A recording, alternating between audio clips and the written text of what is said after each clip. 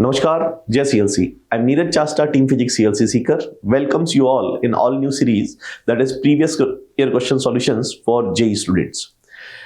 तो mid session test series के बाद फिर से CLC आपके लिए लेके आई है प्रीवियस ईयर क्वेश्चन सॉल्यूशंस।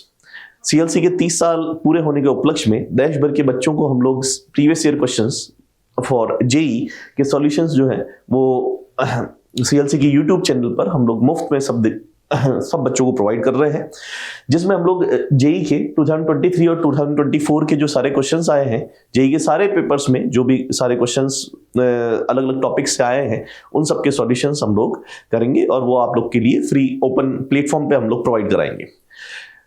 हम उम्मीद करते हैं कि ये जो हमारी पहल है ये आप लोग के लिए बहुत अच्छी साबित होगी और आप इसका भरपूर फायदा उठा पाएंगे, जिसमें अभी हम लोग जो टॉपिक डिस्कस करेंगे that will B modern physics. Modern physics को हम लोगों ने 3 पार्ट में डिवाइड किया है, जिसमें हम लोग 3 अलग अलग मॉडर्न फिजिक्स को 3 अलग अलग वीडियोस में हम लोग इसको कवर करेंगे, जिसके सॉल्यूशंस जो रहेंगे वो आप YouTube CLC Sikar YouTube channel पर आप लोग देख सकते हैं। तो चलते हैं हम लोग सॉल्यूशन के लिए। तो चलते हैं हम लोग क्वेश्चन नंबर 1 पर। क्वेश्चन नंबर 1 क्या बोलता है, देखो, given below are 2 statement, one is labelled as assertion and the other is labelled as reason. तो हम लोग को ये पता करना है what are about these statements. The nuclear density of nuclides, these nucleus can be arranged in this order. ठीक है, हम लोग को ये बोला हुआ है कि इन पदार्थों का नाभिकीय घनत्व जो है वो इस क्रम में अरेंज किया जा सकता है। उसके साथ साथ the radius of nucleus is related to mass number as r equals to r not e to the power 1/3 where r not is a constant. ठीक है, तो एक सबसे पहली बात कि अगर अपन बात करें न्यूक्लियर डेंसिटी जो होती है वो हमेशा हर न्यूक्लियस की कांस्टेंट रहेगी। ठीक है, ये तो न्यूक्लियस की बात होती है कि अगर अपन यहां पर बात करें, देन अगर अपन बात डेंसिटी के लिए चलते हैं, then this is mass by क्या हो जाएगा, वॉल्यूम। हम लोग ये जानते हैं कि मास जो रहेगा न्यूक्लियस का दैट इज AMU और वॉल्यूम जो रहता है that is proportional to A। तो अगर अपन यहां पर बात करें तो प्रोपोर्शनलिटी में चलते हैं तो mass is proportional to A because it is AMU and volume of nucleus is proportional to A। तो A और A जो है वो कैंसिल हो जाएंगे और उसके अकॉर्डिंग अगर अपन बात करें तो एक न्यूक्लियस की डेंसिटी हमेशा कांस्टेंट रहेगी और उसका ऑर्डर 10⁻17 के ऑर्डर का होता है। ठीक है, तो this statement will become wrong, assertion is wrong. उसके साथ साथ अगर अपन चलें तो रेडियस के बारे में अगर अपन चलते हैं तो हम लोग यहां से देख सकते हैं that volume of the nucleus is proportional to mass number, जिसके अकॉर्डिंग अगर अपन चलें then r³ will be proportional to A और यहां से अगर अपन R की बात करें then R will be proportional to A to the power क्या हो जाएगा 1/3। ठीक है, और प्रोपोर्शनलिटी कांस्टेंट पुट करेंगे that R will be equals to क्या हो जाएगा R not A to the power क्या हो जाएगा 1/3। ठीक है, तो अगर इस चीज को अगर अपन देखें तो ये बात सही लिखी हुई है that R will be proportional to R not A to the power 1/3, जहां पर R not is a proportionality constant जिसको हम लोग न्यूक्लियर यूनिट रेडियस बोलते हैं। R not is referred as nuclear unit radius, it is radius of hydrogen nucleus. तो हमारे पास assertion तो गलत हो जाएगा, डेंसिटी सबकी सेम आएगी और रीजन जो है वो करेक्ट हो जाएगा। तो assertion is false but reason is true. तो पहला ऑप्शन जो रहेगा, पहला क्वेश्चन जो रहेगा उसका आंसर आ जाएगा अपने पास 2। This assertion is false but reason is true. Simple question है, चलते हैं अपन अगले क्वेश्चन पर। Question number 2, question number 2, mass of the proton and neutron and helium nucleus are respectively this much. ठीक है, and the binding energy of the nucleus will be। तो हम लोग को न्यूक्लियस की बाइंडिंग एनर्जी जो है वो कैलकुलेट करनी है और यहाँ पर सब चीजें अगर अपन देखें तो हीलियम न्यूक्लियस की कंडीशन, हीलियम न्यूक्लियस उसमें होता है अपने पास 2 प्रोटॉन और 2 क्या रहेंगे, न्यूट्रॉन। और उसके लिए अगर अपन बात करें तो मास डिफेक्ट इस न्यूक्लियस के लिए जो बनने वाला है उसको अगर अपन देखें देन द मास डिफेक्ट, इसमें अगर अपन delta m when the formation of nucleus is happening the mass defect occurred. तो न्यूक्लियस का फ्री स्टेट में मास और न्यूक्लियस का मास का जो डिफरेंस रहेगा, न्यूक्लियस का फ्री स्टेट में मास कितना हो जाएगा हमारे पास, that is 2 times of mass of proton plus 2 times of mass of क्या हो जाएगा, न्यूट्रॉन। ये तो हो जाएगा अपने पास न्यूक्लियस का फ्री स्टेट में मास। और अब अगर अपन यहां पर बात करें तो न्यूक्लियस का मास जो है that is mass of the nucleus, इसको अपन लिख देते हैं this is the equation for mass defect. ठीक है, मास डिफेक्ट, और इसको अगर अपन कैलकुलेट करें तो ये बन जाएगा मेरे पास delta m is equals to 2 times of, ये बन जाएगा 1 पॉइंट मास ऑफ प्रोटॉन बोल रखा है हमने को 1.0073 प्लस 2 टाइम्स ऑफ क्या हो जाएगा 1.0087, और ये तो फ्री स्टेट का मास हो गया, और मास ऑफ द न्यूक्लियस अगर अपन बात करें तो वो आपको दे रखा है 4.0015 ये, और ये एएमयू में कैलकुलेट होगा।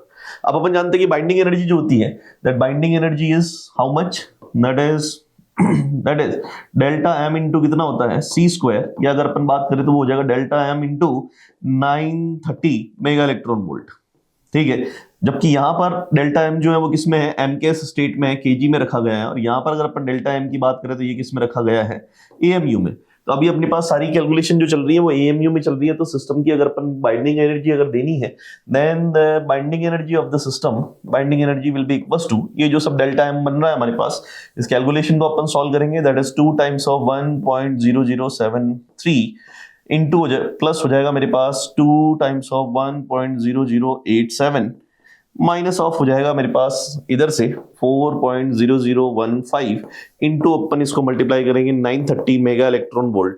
इसका जब अपन इसको जब सॉल्व करेंगे तो ये नियरली कितना हो जाएगा 2.014 हो जाएगा, 2.016 हो जाएगा। मैं अप्रोक्सीमेशन में कैलकुलेशन लिख देता हूं, तो ये बन जाएगा हमारे पास 2.014 प्लस ये हो जाएगा 2.08216 हो जाएगा। डेसिमल का अगला प्लेस नेग्लेक्ट कर रहा हूं मैं, 4.0015 इंटू कितना हो जाएगा 930 मेगा इलेक्ट्रॉन वोल्ट, ठीक है। जब इस चीज को सॉल्व किया जाएगा तो इसका रिजल्ट बनेगा, अगर अपन देखें तो that will B 28.4 mega electron volt. एक छोटी सी कैलकुलेशन रहेगी जो आपको परफॉर्म करनी है, ठीक है। तो the result of this question एकदम स्टैंडर्ड क्वेश्चन है, एएमयू में अगर सॉल्व कर रहे हैं तो अपन 930 मेगा इलेक्ट्रॉन वोल्ट से मल्टीप्लाई करेंगे, अगर अपन एमकेएस सिस्टम में चल रहे हैं तो डेल्टा एम इंटू कितना हो जाएगा सी स्क्वायर। तो result will be 28.4 mega electron volt. इस क्वेश्चन का आंसर बन जाएगा हमारा। चलते हैं अपन अगले क्वेश्चन पर, question number 3। Question number 3, if two metals A and B are exposed to the radiations of 350 nanometer and the work functions of metal A and B are 4.8 electron volt and 2.2 electron volt, ठीक है, then choose the correct option। अपने को ये बोला हुआ है कि A और B जो है दोनों, ये अपने पास A सब्सटेंस है, और इसको भी अपन ने जो सब्सटेंस इस पर अपन ने जो वेवलेंथ इंसिडेंट करवाई है दैट इज 3500 नैनोमीटर, यानी कि लैम्डा जो अपने पास दे रखा है दैट इज 350 नैनोमीटर बोला हुआ है, तो 3500 क्या हो जाएगा एंगस्ट्रॉम, ये हो गया। और इसका वर्क फंक्शन जो दे रखा है ए का that is 4.8 electron volt. B substance के लिए चलते हैं, तो इसको भी अपन ने इल्यूमिनेट किया है किससे, 3500 एंगस्ट्रॉम से अपन ने इसको क्या किया है, इल्यूमिनेट किया है। और उसकी वजह से अगर अपन बोले तो हमें इसका जो वर्क फंक्शन है दैट इज 2.2 इलेक्ट्रॉन वोल्ट, ठीक है। तो अब अगर अपन यहां पर देखें वर्क फंक्शन के लिए इंफॉर्मेशन दे रखी है, तो कौन सा मेटल या मटेरियल जो रहेगा that will emit photo electrons. तो पहले तो अपन यहाँ पर जो इंसिडेंट फोटोन है उसकी वेवलेंथ के अकॉर्डिंग उसकी एनर्जी की बात कर लेते हैं। तो energy that is equal to कितना होगा 12400 अपॉन लैम्डा इन एंगस्ट्रॉम, और रिजल्ट आएगा अपना इलेक्ट्रॉन वोल्ट में। ये बन जाएगा 12400 अपॉन लैम्डा कितना चल रहा है एंगस्ट्रॉम में दैट इज 3500, रिजल्ट आ जाएगा इलेक्ट्रॉन वोल्ट में। इसको अगर अपन सॉल्व करते हैं तो ये हो जाएगा मेरे पास कितना 124 अपॉन कितना हो जाएगा 35, 35 3 105, और 3 से अगर अपन और आगे चलें तो 140 जाएगा। तो ये नियरली अगर मैं देखूं तो इसकी वैल्यू जो बनेगी वो बनेगी 3.5 इलेक्ट्रॉन वोल्ट, यानी कि जो फोटोन इंसिडेंट हो रहा है वो फोटोन की जो एनर्जी नियर बाई रहेगी that will B 3.5 electron volt. तो इस पर 3.5 इलेक्ट्रॉन वोल्ट का फोटोन इंसिडेंट हो रहा है, 3.5 इलेक्ट्रॉन वोल्ट का फोटोन, तो इसका तो वर्क फंक्शन ज्यादा है, तो इससे फोटोन इमिट नहीं होगा। और इस पर 3.5 इलेक्ट्रॉन वोल्ट का फोटोन अगर इंसिडेंट हो रहा है तो उस केस में इससे फोटो इलेक्ट्रॉन जो है वो क्या होगा, इमिट होगा, ठीक है, क्योंकि इसका वर्क फंक्शन कम है। तो एक simple situation, metal B will not emit photo electrons, गलत। Both metals A and B will emit photo electrons, नहीं। Both metals A and B will not, नहीं। Metal A will not emit photo electrons, तो ये ए जो है वो photo electrons emit नहीं करेगी। पहले क्वेश्चन का आंसर आ जाएगा अपने पास कितना 4, सॉरी पहला क्या, थर्ड क्वेश्चन का आंसर आ जाएगा अपना 4, metal A will not emit photo electrons, ठीक है। चलते हैं अपन अगले क्वेश्चन पर, सिंपल क्वेश्चन, बढ़िया कॉन्सेप्ट। चलते हैं क्वेश्चन नंबर 4 पर। Question number 4, a proton moving with 1/10 of the velocity of light, ठीक है, और has a certain de Broglie wavelength of lambda, and alpha particle has a certain kinetic energy and has the same de Broglie wavelength lambda, ठीक है, same kinetic energy बोल रहे हैं, certain kinetic energy. The ratio of kinetic energy of proton to that of the alpha particle अपने को क्या करना है, कैलकुलेट करना है। तो प्रोटॉन और अल्फा पार्टिकल की जो काइनेटिक एनर्जीज है उनका अपने को रेशियो कैलकुलेट करना है, जबकि अपने को ये बोल दिया है कि उनका डी ब्रोगली वेवलेंथ जो है वो दोनों क्या है, इक्वल है। डी ब्रोगली वेवलेंथ इक्वल होने का मतलब lambda of proton will be equal to lambda of क्या बोल रखा है, अल्फा, ठीक है। और काइनेटिक एनर्जी लैम्डा के एक्सप्रेशंस पर चले तो लैम्डा बराबर क्या होता है, h अपॉन पी, एक h अपॉन क्या होता है, mv, और इसके बाद h अपॉन क्या होता है काइनेटिक एनर्जी की टर्म में √2m क्या हो जाएगा कि ये रहता है। तो अपने को अभी कौन सा फॉर्मूला पिक करना है, काइनेटिक एनर्जी की बात कर रखी है तो काइनेटिक एनर्जी का फॉर्मूला अपन पिक करेंगे। काइनेटिक एनर्जी का फॉर्मूला लैम्डा प्रोटॉन में अगर अपन चलते हैं तो this is h upon under of proton का मास रख देंगे, प्रोटॉन का मास कितना है, 2, प्रोटॉन का मास कितना है m, और k of kinetic energy of क्या हो जाएगा proton, that is equals to h upon under of 2 mass of alpha की बात करें देन अल्फा पार्टिकल का मास जो हो जाएगा वो कितना हो जाएगा, 4 टाइम्स ऑफ मास ऑफ क्या हो जाएगा, प्रोटॉन हो जाएगा, ठीक है। और यहां से अगर अपन चलते हैं तो ये हो जाएगा अपने पास k ऑफ अल्फा, तो एक h से h कैंसिल, ये अपने पास 2 से 2 कैंसिल, m से m कैंसिल, तो यहां से हमारे पास जो टर्म बन रही है उसको भी अगर अपन देखें तो रूट में हमारे पास 1 अपॉन अंडर रूट ऑफ क्या हो जाएगा, kinetic energy of proton, that will be equals to 1 upon root of हो जाएगा 4 times of kinetic energy of क्या हो जाएगा अल्फा। अपने को रेशियो पता करना है, प्रोटॉन टू अल्फा की काइनेटिक एनर्जी का रेशियो पता करना है। तो proton to alpha squaring both the sides, तो हमारे पास 1 upon kinetic energy of proton will be equals to, ये बन जाएगा हमारे पास 1 upon 4 kinetic energy of alpha. Shift करने पर हम लोग को मिलेगा Kp will be equals to 4 times of K alpha and ratio of Kp and K alpha will be equals to 4। Kp upon K alpha will be equals to क्या हो जाएगा, 4:1 आ जाएगा। तो 4:1 विल बी द रिजल्ट, 4:1। चौथे question का answer कितना आ जाएगा, 4 या 4:1। एकदम बढ़िया क्वेश्चन, सिंपल सिचुएशन। चलते हैं अपन अगले क्वेश्चन पर, क्वेश्चन नंबर 5 पर। Question number 5, an electron accelerated through a potential difference of v1, electron accelerated through a potential difference of v1 has potential difference बोल रखा है as de Broglie wavelength lambda. When the potential is changed to v2, its de Broglie wavelength increases by 50%. Then the value of v1 upon v2 is equal to, when the value of v1 upon v2 will be equal to, तो देखो potential difference की term में अगर अपन चले then lambda का formula अभी अपन ने लिखा, that is h upon under root of क्या हो जाएगा, 2mk। और काइनेटिक एनर्जी अगर आप पोटेंशियल की टर्म में काइनेटिक एनर्जी की बात करो तो वो क्या होता है, q इंटू बी। तो लैम्डा का एक और फॉर्मूला हो जाएगा h upon under root of 2mqv, 2mqv। तो अभी अपने को बोल रखा है कि उसका पोटेंशियल v1 है, तो वेवलेंथ जो है वो कितनी है अपने पास, लैम्डा है। तो lambda will be equals to h upon under root of क्या हो जाएगा, 2mqv1। ये हो गया एक तो, ठीक है। दूसरी बात करें कि अपने पास potential is change to v2, de Broglie wavelength increases by 50%। तो 50% होने का मतलब क्या हो जाएगा, इंक्रीजेस बाय 50% का मतलब इसका 1.5 टाइम्स हो जाएगा। एक तो पूरा 50% इंक्रीज होने का मतलब 1.5 times of lambda, that is equals to h upon under root of कितना हो जाएगा हमारे पास, 2mq इंटू कितना हो जाएगा, v2। ये बोला है हमने को, ठीक है। तो अपने को v1 अपॉन v2 का रेशियो पता करना है, तो दोनों को क्या कर देते हैं, डिवाइड कर देते हैं। डिवाइड, h से h कैंसिल, लैम्डा से लैम्डा कैंसिल, इन सबको ऊपर भेज देते हैं। तो यहां अगर अपन देखें 1 upon 1.5 that is equals to, ये चला जाएगा हमारे पास 2mq कैंसिल, और ये बन जाएगा under root of v2 by क्या हो जाएगा, v1। Squaring both the sides अगर अपन देखें, या इसको ऐसे भेज देता हूं मैं, ये उधर और ये इधर, then root of v1 upon v2 will be equals to कितना आ जाएगा तुम्हारे पास, 1.5, या ये हो जाएगा 3/2। तो अपने को v1 अपॉन v2 का रेशियो पता करना है, then v1 by v2 will be equals to squaring both the sides 9 by कितना आ जाएगा, 4। तो v1 by v2 will be equals to how much, now 9/4। तो क्वेश्चन नंबर 5 का आंसर आ जाएगा 2, v1 by v2 that is 9/4। चलते हैं अपन अगले क्वेश्चन पर, question number 6। If a source of electromagnetic radiation having power 10 to the power 15 kilowatt produces 10 to the power 6 photon per second, नहीं ये क्वेश्चन में यहाँ पर थोड़ा सा प्रिंटिंग मिस्टेक है, ये 10 to the power 16 photo electrons है, sorry photons, 10 to the power 16 photons per second. The radiation belongs to the part of the spectrum is.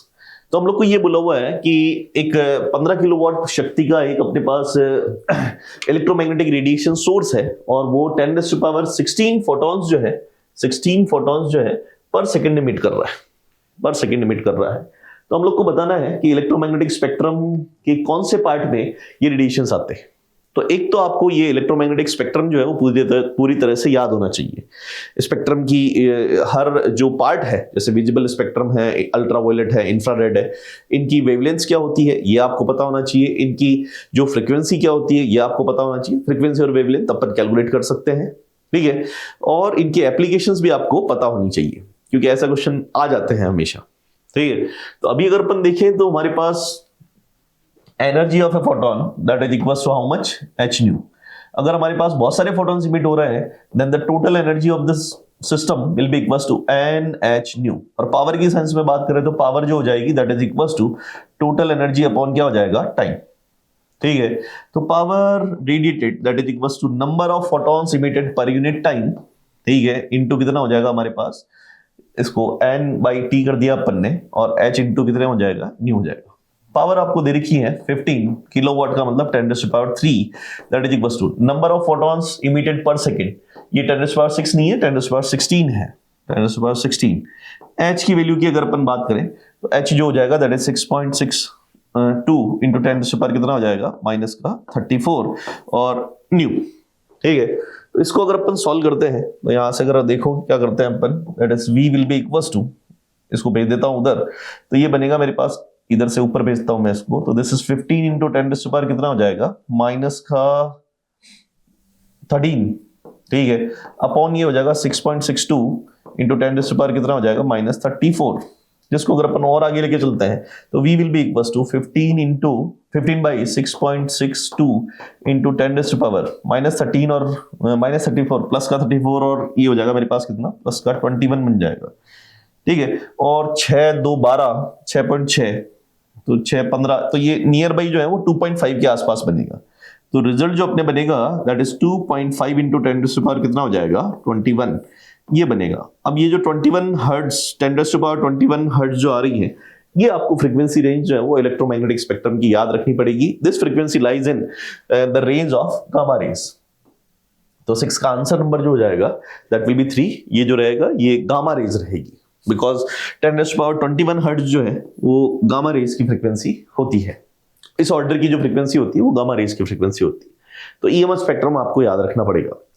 चलते अपन क्वेश्चन नंबर 7 पर। Question number 7, a free neutron decays into proton but a free proton does not decay into the neutron. This is because अगर एक free neutron है तो proton में decay हो जाता है, बिकॉज न्यूट्रॉन इज अनस्टेबल और प्रोटॉन का मास जो है वो न्यूट्रॉन के मास से कम होता है। तो मास डिफेक्ट होके एक न्यूट्रॉन जो है एक प्रोटॉन और इलेक्ट्रॉन में ब्रेक हो जाता है और वहां पर मास डिफेक्ट की वजह से थोड़ी सी एनर्जी रिलीज होती है, ठीक है। कहने का मतलब न्यूट्रॉन स्टेबिलिटी अचीव करने के लिए एक प्रोटॉन में डिसइंटीग्रेट हो जाता है। तो न्यूट्रॉन इज अनचार्ज पार्टिकल, ये नहीं है reason. Proton is charge particle, ये भी नहीं है।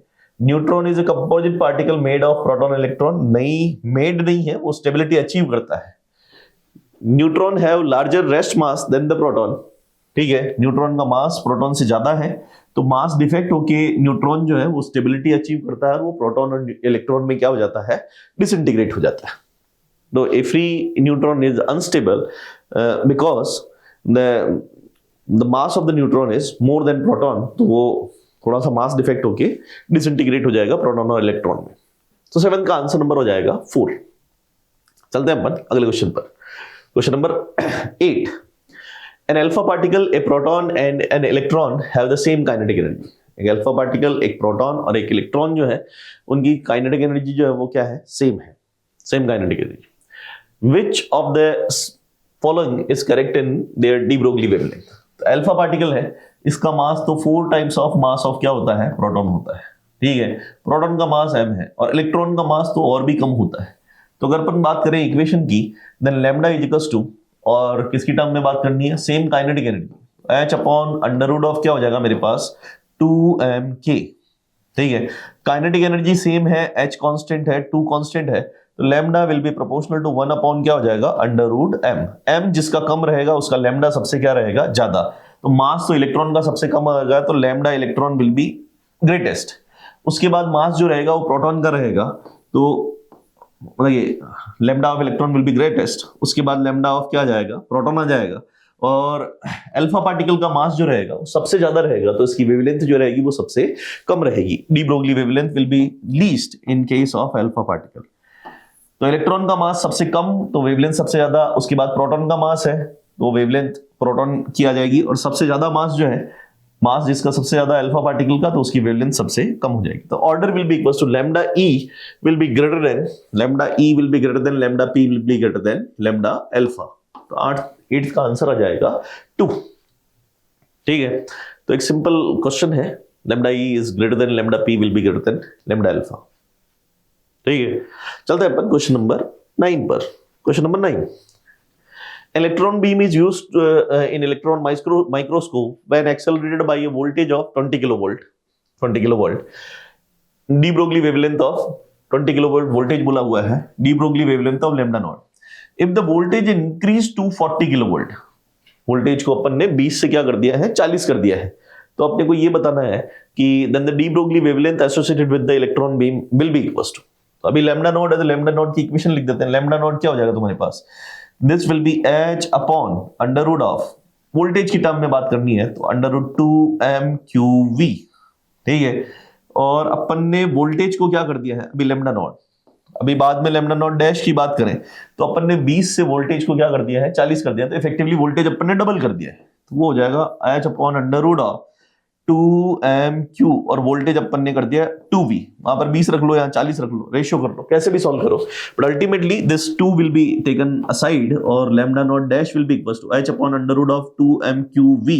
तो ये हो जाएगा मेरे पास लैम्डा नॉट अपॉन में कितना आ जाएगा, ये जो 2 है उसका रूट 2 आ जाएगा, तो नया लैम्डा जो रहेगा that will be lambda naught by कितना हो जाएगा रूट 2। 9th का आंसर नंबर आ जाएगा अपने पास 4, answer number 4। Question number 9, lambda naught by 2। चलते हैं अपन अगले क्वेश्चन पर, question number 10। From the photoelectric effect experiment following observations are made. Photoelectric effect में अपन ने कुछ ऑब्जर्वेशंस किए हैं, identify which of these are correct, which of these are correct. The stopping potential depends only on the work function of the metal. Stopping potential जो होता है depends only on the, only नहीं होता है, stopping potential की अगर अपन बात करें तो वो होता है E is equals to phi naught plus क्या हो जाएगा Km। ठीक है, या अगर मैं Km की बात करूं तो Km एक्सप्रेस कर सकते हैं स्टॉपिंग पोटेंशियल में, ये कितना हो जाएगा E इंटू Vs। तो अगर अपन ये देखें then E into Vs, E into stopping potential will be equals to that is the energy of the photon incident minus क्या हो जाएगा फाई नॉट। ठीक है, और अगर अपन इसको और आगे बढ़ाएं तो ये क्या हो जाएगा h न्यू माइनस कितना हो जाएगा फाई नॉट। तो स्टॉपिंग पोटेंशियल जो है दो चीजों पर डिपेंड करता है, एक तो आपके पास इंसिडेंट फोटोन की फ्रीक्वेंसी क्या है और दूसरा मटेरियल कौन सा यूज किया है, this is the work function. ठीक है, तो मटेरियल चेंज करोगे तो वर्क फंक्शन चेंज होगा, तो स्टॉपिंग पोटेंशियल भी क्या हो जाएगा चेंज हो जाएगा, एक बात है। और दूसरा इंसिडेंट फोटोन की जो फ्रीक्वेंसी चेंज करेंगे तो भी स्टॉपिंग पोटेंशियल चेंज हो जाएगा, तो stopping potential depends only on work function of the metal, तो ये गलत है, वो फ्रीक्वेंसी पर भी डिपेंड करता है। ठीक है, चलते आगे। The saturation current increases as the intensity of light increases. हाँ, सैचुरेशन करंट जो होती है that is the saturation current that is proportional to intensity of light. तो saturation current increases as the intensity of light increases, तो ये बात जो है वो क्या हो जाएगी सही हो जाएगी, बी सही है। Maximum kinetic energy of photo electron depends on the, maximum kinetic energy of the photoelectron depends on the intensity of incident light. ये इंटेंसिटी पर नहीं डिपेंड करता है, वो तो मैक्सिमम काइनेटिक एनर्जी डिपेंड करती है फ्रीक्वेंसी पर, तो ये बात हो जाएगी गलत। एक तो ये गलत हो गया और सी ये भी गलत हो जाएगा। Photoelectric effect can be explained using wave theory of light. Wave theory of light, photo electric effect जो है वो पार्टिकल नेचर से एक्सप्लेन किया जाता है, वेव थ्योरी जो है वो इस एक्सपेरिमेंट को एक्सप्लेन नहीं कर सकती है। तो हमारे पास जो आंसर हो जाएगा that only B statement is correct, only B statement is correct. तो 10th का आंसर आ जाएगा 3, that is statement B is correct only. चलते हैं अपन अगले क्वेश्चन पर, that is consider the following radioactive decay process, the mass number and atomic number of A6 are given by। ये जो A6 है इसका मास नंबर और एटॉमिक नंबर जो रहेगा वो क्या होगा वो अपने को देना है, ठीक है। तो मास नंबर में चले, पहले तो यहाँ पर क्या हो रहा है, अल्फा पार्टिकल।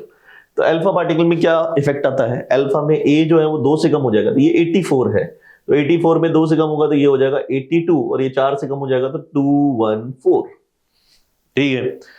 अल्फा पार्टिकल का इमिशन क्या होता है, ZXA से अल्फा अगर जाता है तो Z-2 Y बनेगा और A माइनस क्या हो जाएगा 4।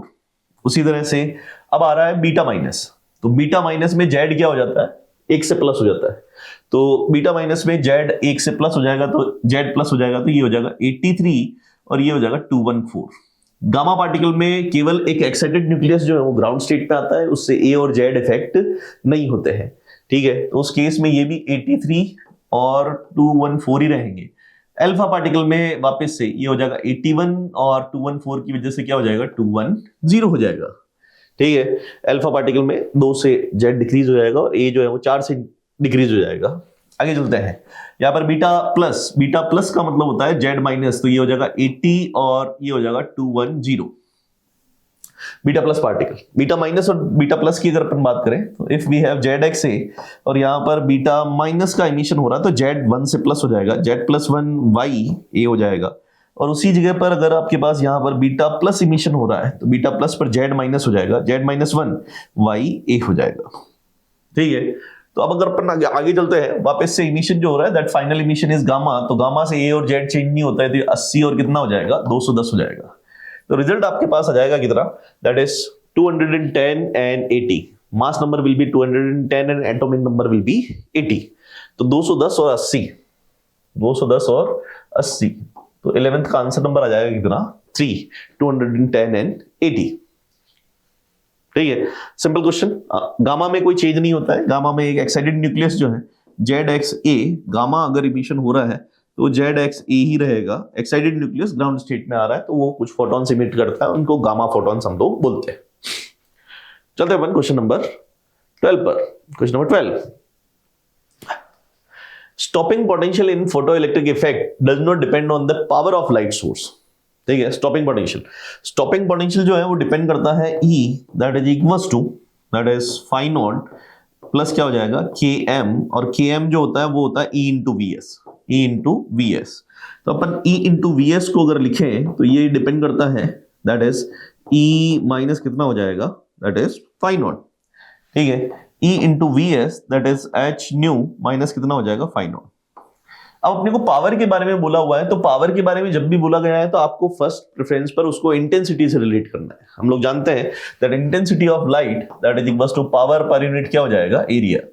तो मेरे पास ये एक सोर्स है और ये P पावर का सोर्स है, यानी कि अगर इसकी पावर चेंज हो रही है इसका मतलब ये है कि आप क्या कर रहे हो, सोर्स की पावर अगर अपन यहाँ पर बोल रहे हैं कि power of the source is changing, तो द इंटेंसिटी ऑफ लाइट की अगर अपन बात करें तो इंटेंसिटी ऑफ लाइट क्या हो जाएगा, पावर अपॉन सरफेस एरिया, ठीक है, power upon surface area of the source, ठीक है, सरफेस एरिया। तो यहां से अगर अपन देखें then power will be equals to कितना हो जाएगा तुम्हारे पास, इंटेंसिटी इनटू कितना हो जाएगा एरिया, इंटेंसिटी इनटू एरिया। तो पावर की जब भी बात की जा रही है तो फर्स्ट प्रेफरेंस अपन उसको इंटेंसिटी या नंबर ऑफ फोटॉन्स से बात करेंगे, ठीक है। तो पावर चेंज करने पर फोटोन की एनर्जी चेंज हो जाएगी, मतलब पावर चेंज करने पर अगर अपन बात करें तो यहां से पावर चेंज करने पर वो इंटेंसिटी चेंज का मतलब अगर अपन यहां पर बात करें तो नंबर ऑफ फोटॉन्स चेंज हो जाएंगे पर फोटोन की एनर्जी चेंज नहीं होगी। फोटोन की एनर्जी तब चेंज होगी जब आप इस सोर्स की फ्रीक्वेंसी चेंज करते हैं, ठीक है। तो केवल एक ही सोर्स बोल रखा है और एक ही सोर्स की वजह से उसके लिए फोटोन की एनर्जी, सिंगल फोटोन की energy E equals to h nu जो रहेगी वो हमेशा क्या रहेगी, कांस्टेंट रहेगी। अगर आपको ये बोला हुआ है कि पावर चेंज कर रहे हैं और सिंगल सोर्स इज देयर, तो सिंगल सोर्स में फोटोन की एनर्जी सेम रहेगी और पावर चेंज करने पर उसका नंबर ऑफ फोटॉन्स जो हो जाएगा वो क्या हो जाएगा, चेंज हो जाएगा, ठीक है। तो फोटोन की एनर्जी तो वही रहेगी h न्यू, मटेरियल वही है फाई नॉट, तो ये दोनों जो है वो चेंज नहीं होंगे, तो उस केस में आपके पास स्टॉपिंग पोटेंशियल भी चेंज नहीं होगा। ठीक है, फॉर ए गिवन सोर्स की बात कर रहे हैं अपन। ठीक है, तो पावर ऑफ लाइट सोर्स का मतलब अगर अपन अब आगे चलते हैं तो यहां पर अगर अपन देखें तो स्टॉपिंग पोटेंशियल या तो फोटोन की एनर्जी आप चेंज करो, यानी कि आप सोर्स से रिप्लेस कर दो, ठीक है, या आप मेटल चेंज कर लो तो स्टॉपिंग पोटेंशियल चेंज होगा, अदरवाइज चेंज नहीं होगा।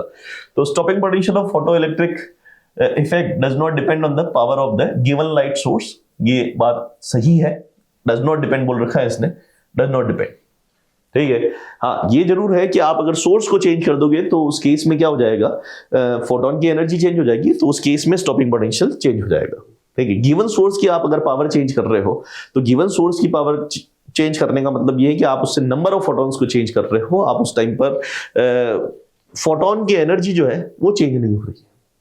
ठीक है, और वो तब होता है जब अपन किसी सरफेस पर इंसिडेंट पावर की बात करें, तो सरफेस पर इंसिडेंट पावर की बात करें तो आप इसकी डिस्टेंस जो है वो कम ज्यादा कर दो, तो सरफेस पर इंसिडेंट होने वाली पावर जो है वो क्या हो जाएगी, चेंज हो जाएगी। ठीक है, ये थोड़ी सी डीप बात है, ये गिवन सोर्स के लिए अपन बात कर रहे हैं, और गिवन सोर्स के लिए अगर अपन बात करें तो फ्रीक्वेंसी जो है वो सोर्स की प्रॉपर्टी होती है, और गिवन सोर्स के लिए फोटोन की एनर्जी जो है एच न्यू जो है वो चेंज नहीं होगी। सिंगल फोटोन की एनर्जी मतलब ये सिंगल फोटोन की एनर्जी कांस्टेंट रहेगी। अगर आप पावर चेंज कर रहे हो तो उस केस में नंबर ऑफ फोटोन्स जो है वो चेंज होंगे। ठीक है, तो this statement is correct. For a given metal the maximum energy of photo electron depends on the wavelength of incident light. तो ये तो अपन बात कर ही रहे हैं कि यहाँ पर the maximum kinetic energy of incident photon या photo electron depends on the wavelength of incident light. तो के मैक्सिमम की बात करें तो ये हो जाएगा मेरे पास कितना, ई माइनस कितना हो जाएगा, फाई नॉट, और ये हो जाएगा H nu by H C by क्या हो जाएगा, लेमडा माइनस का कितना हो जाएगा, फाई नॉट। तो मैक्सिमम काइनेटिक एनर्जी जो है, maximum kinetic energy of photo electron depends on the wavelength of incident light. Wavelength of incident light इस पर डिपेंड करता है। स्टेटमेंट दोनों सही हो जाएंगे, और अगर अपन देखें then both statement 1 and 2 are correct. बस पहले स्टेटमेंट में आपको ये ध्यान रखना है, ये गिवन सोर्स की बात हो रही है, गिवन सोर्स के लिए अगर अपन देखें तो फ्रीक्वेंसी कांस्टेंट, तो फोटोन की एनर्जी कांस्टेंट रहेगी, और अगर अपन पावर चेंज कर रहे हैं तो नंबर ऑफ फोटॉन्स जो है वो क्या होंगे, चेंज होंगे। बढ़िया, चलते हैं अपन अगले question, question number 12 13। A small object at rest absorb a light pulse of power 20 milliwatt and duration 300 nanosecond. ठीक है, assuming that the speed of light is 3 into 10 to the power 8, momentum of the object is equal to, तो momentum of the object becomes equal to, तो momentum के बारे में बात करें अगर अपन, तो हम लोग फोटॉन्स की वजह से मिलने वाला मोमेंटम जो होता है, that momentum is E by कितना होता है, C। ठीक है, जबकि सरफेस क्या हो रही है, सरफेस ये ऑब्जेक्ट जो है वो फोटोन को क्या कर रहा है, एब्जॉर्ब कर रहा है। कहने का मतलब अगर अपन देखें, ये मेरे पास एक ऑब्जेक्ट है, इस पर ये फोटोन है, और फोटोन का मोमेंटम जो होता है P क्या होता है, फोटोन का momentum that is E upon कितना हो जाएगा, C, और ये इसको एब्जॉर्ब कर लेता है, तो ये सारा मोमेंटम जो है वो इस ऑब्जेक्ट पर ट्रांसफर हो जाएगा। ठीक है, अगर रिफ्लेक्टिंग सरफेस होती तो 2E by C हो जाता। ठीक है, अगर ये फोटोन रिफ्लेक्ट हो जाता तो हमारे पास मोमेंटम ट्रांसफर जो होता है वो हो जाता, वो कितना हो जाता, 2E by C हो जाता। अब अपन आगे चलेंगे, अभी अपने को ये बोला हुआ है तो ऑब्जेक्ट का मोमेंटम कितना हो जाएगा, बट उसमें कुछ और चीजें दे रखी है, हमने को पावर दिया हुआ है और ड्यूरेशन दे रखा है। एनर्जी जो हो जाएगा वो अपने पास क्या हो जाएगा, हम लोग जानते हैं पावर को PW लिख देता हूं, पावर हो जाएगी एनर्जी इंसिडेंट पर यूनिट क्या हो जाएगा, टाइम, एनर्जी इंसिडेंट एनर्जी पर यूनिट टाइम हो जाएगा, जूल पर सेकेंड। ठीक है, जिसकी वजह से मोमेंटम ट्रांसफर को अगर अपन लेके चलते हैं तो मोमेंटम ये हो जाएगा अपने पास P बाई, और एनर्जी की बात करें, तो एनर्जी की अगर अपन बात करें, energy will be equals to क्या हो जाएगा, P इंटू कितना हो जाएगा, T। ठीक है, तो P इंटू T हो जाएगा अपॉन C हो जाएगा। तो इसको सॉल्व कर देते हैं, PW जो लिखा हुआ है दैट इज पावर, मोमेंटम को अपन ने सिंपल P से लिखा है, आगे इसको अपन सॉल्व कर देते हैं। Then power will be equals to कितना हो गया, 20 मिली का मतलब 10 to the power -3, और ड्यूरेशन तुमको दे दिया है कितना, 300 नैनोसेकेंड, 300 नैनो का मतलब 10 to the power -9, अपॉन में चल जाएगा अपने पास speed of light that 3 into 10 to the power कितना हो जाएगा, 10 to the power 8। तो अपन इसको अगर अपन सॉल्व करते हैं तो ये जो बन जाएगी सिचुएशन, ये बन जाएगा हमारे पास 1 2 3, तो ये गया 3 ये कैंसिल, और इसको अगर अपन और सॉल्व करें तो this is 2 into 10 to the power 10 ऊपर जाएगा 9 और 10 कितना हो जाएगा, -17 आ जाएगा। The momentum transfer on the surface or momentum of the object will become equal to 2 into 10 to the power minus 17. 13 का आंसर नंबर आ जाएगा 2 into 10 to the power minus 17 will be the answer. Question number 13 का। चलते हैं अपन question number 14 पर। Question number 14, the ratio of de Broglie wavelength of alpha particle and proton accelerated from rest by the same potential is 1 by root m. Then the value of m is, अपने को ये बोला हुआ है कि same potential से एक proton और एक अल्फा पार्टिकल जो है वो एक्सेलरेट हो रहा है। तो सबसे पहले तो डी ब्रोगली वेवलेंथ पर चलते हैं, that is under root of that is h upon under root of 2m/v। ये चलता है हमारे पास lambda if we talk about accelerating by some potential. ठीक है, जिसको अगर अपन चलते हैं तो देखो इसको क्या कर सकते हैं, यहां से h कांस्टेंट 2 ठीक है, और दोनों को अपन ने सेम पोटेंशियल से एक्सेलरेट किया है, तो उस टाइम पर अपन लिख सकते हैं that lambda will be proportional to under root of क्या हो जाएगा, under root of m into कितना हो जाएगा q, m इंटू q।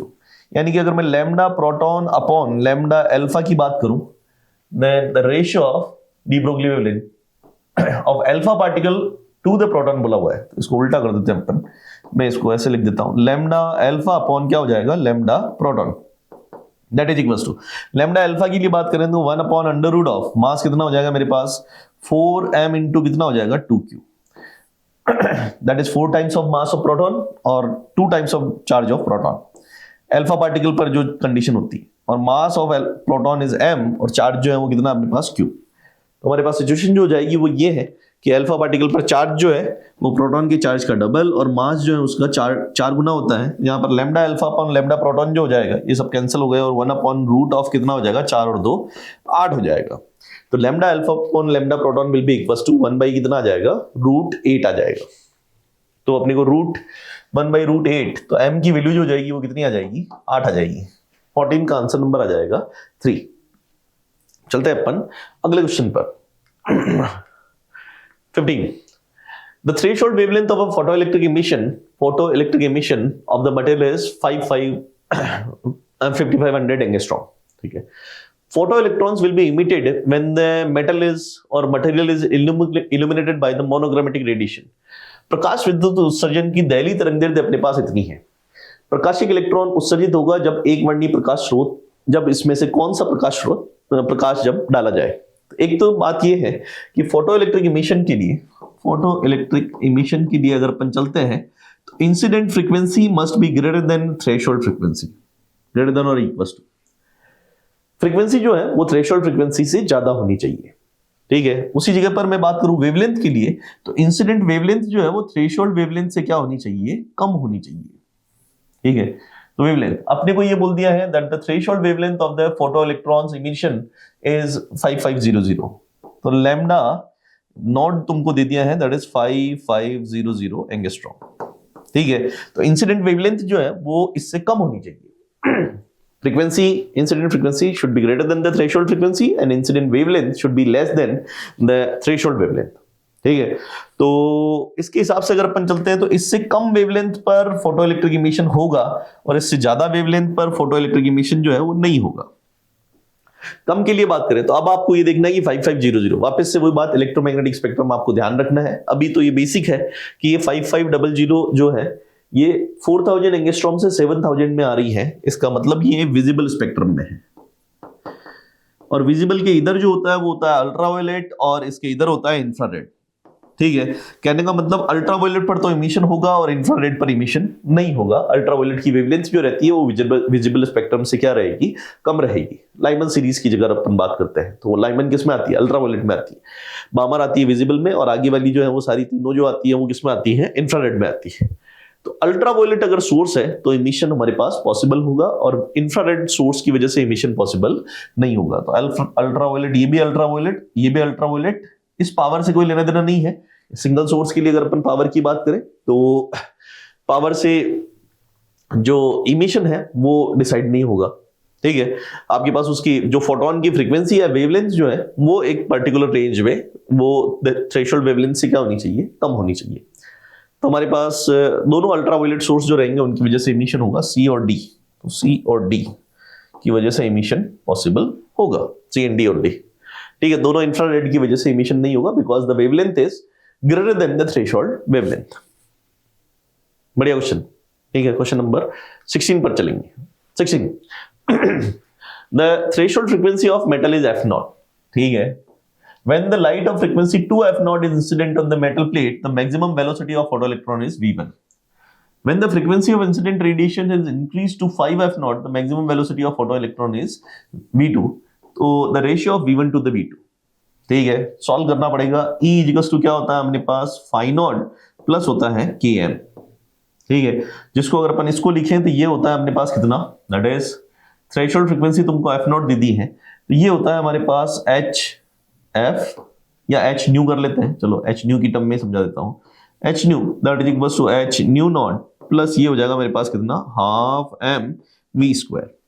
ये यहां से अगर अपन चलते हैं तो मैं मैक्सिमम काइनेटिक एनर्जी का एक्सप्रेशन लिख सकता हूं, that the maximum kinetic energy half M V square that is equals to H nu minus क्या हो जाएगा, H न्यू माइनस क्या हो जाएगा, न्यू नॉट। इसको उधर कर दिया, half M V square will be equals to H nu minus nu naught. ठीक है, अभी पहले वाले केस में 2 न्यू नॉट फ्रीक्वेंसी अपन इंसिडेंट कर रहे हैं और वेलोसिटी जो है वो कितनी है, V1 है। ये हो जाएगा मेरे पास हाफ M V1 का square that is equals to H, इधर जो फ्रीक्वेंसी इंसिडेंट है that is 2 nu naught minus का कितना हो जाएगा, न्यू नॉट। एक दूसरे वाले केस में हाफ M V2 स्क्वायर और फ्रीक्वेंसी H, अब जो फ्रीक्वेंसी इंसिडेंट है वो कितनी है, 5F0 है, तो ये हो जाएगा 5 न्यू नॉट माइनस का कितना हो जाएगा, न्यू नॉट। ठीक है, ये बन जाएगा। क्या ये बात समझ में आ रही है? जिसके अकॉर्डिंग अगर अपन बात करते हैं तो इनका कर लेते हैं अपन रेशियो। इनका अगर अपन रेशियो करते हैं तो हाफ M से हाफ M कैंसिल, इधर से ये कैंसिल, यहां से अगर अपन देखें तो ये हो जाएगा मेरे पास कितना, V1 अपॉन V2 का क्या हो जाएगा, whole square that is equals to ये बन जाएगा कितना, nu naught upon 4 nu naught, तो न्यू नॉट से न्यू नॉट कैंसिल, और V1 अपॉन V2 की अगर अपन बात करें then V1 upon V2 will be equals to कितना हो जाएगा, 1/2 आ जाएगा। तो V1 अपॉन V2 इज 1/2। 16 का आंसर नंबर आ जाएगा फर्स्ट, V1/V2 इज 1/2। ठीक है, चलते हैं अपन अगले क्वेश्चन पर। Question number 17, the waves which are emitted when the metal target is bombarded with high energy electrons are, ये होती है एक्सरे। एक्सरे का प्रिंसिपल ही होता है जब एक मेटल टारगेट जो है वो हाई एनर्जी इलेक्ट्रॉन से इंसिडेंट होते हैं, तो उस टाइम पर हमारे पास जो इमिट होती है वो क्या होती है, एक्स फोटॉन्स इमिट होते हैं या एक्स रेज इमिट होती है। ठीक है, 17 का आंसर नंबर 2। चलते हैं अपन क्वेश्चन नंबर 18 पर। क्वेश्चन नंबर 18 वो हो जाएगा हमारे पास, the photo current is proportional to the incident, the photo current is proportional to the intensity of incident radiations. तो in photoelectric effect photo current is proportional to intensity of emitted incident radiations. तो ये बात तो क्या है, सही है। ठीक है, चूज द करेक्ट आंसर अपने को यहाँ पर बताना है। ठीक है, तो photo current is proportional to the intensity of incident. ठीक है, maximum kinetic energy with which photoelectrons are emitted depends on the intensity of light. Intensity पर डिपेंड नहीं करता है, ये फोटोन की फ्रीक्वेंसी पर डिपेंड करता है, तो बी हो जाएगा गलत। Maximum kinetic energy with which photoelectrons are emitted depends on the frequency of incident light। frequency of incident light, ये बात अपनी हो जाएगी, सही हो जाएगी। ठीक है, अब आगे चलते हैं। emission of photoelectron required a minimum threshold intensity। Intensity नहीं होती है, थ्रेशोल्ड फ्रीक्वेंसी चाहिए होती है, ये बात गलत हो जाएगी। ये एक इंपॉर्टेंट बात है, जो तो फोटोइलेक्ट्रिक इफेक्ट एक अलग फिनोमेना है। ठीक है, maximum kinetic energy of photoelectron is independent of the frequency of the incident light। नहीं, ये तो डिपेंड करता है, यही तो बात अपन ने पहले बोल रखी है, is depend on the frequency। तो ये गलत हो जाएगा और ये भी गलत हो जाएगा। तो सही कौन कौन से है, ए और सी अपने जो है वो सही हो जाएंगे। Only A and C are correct. ठीक है, A and C are correct. 18वें का आंसर नंबर आ जाएगा अपना कितना, 4। A and C are correct. चलते हैं अपन आगे क्वेश्चन नंबर 19 पर। Question number 19, for a nucleus ZXA having mass number A and atomic number Z, the surface energy per nucleon जो रहती है that is -A1A⁻²/3।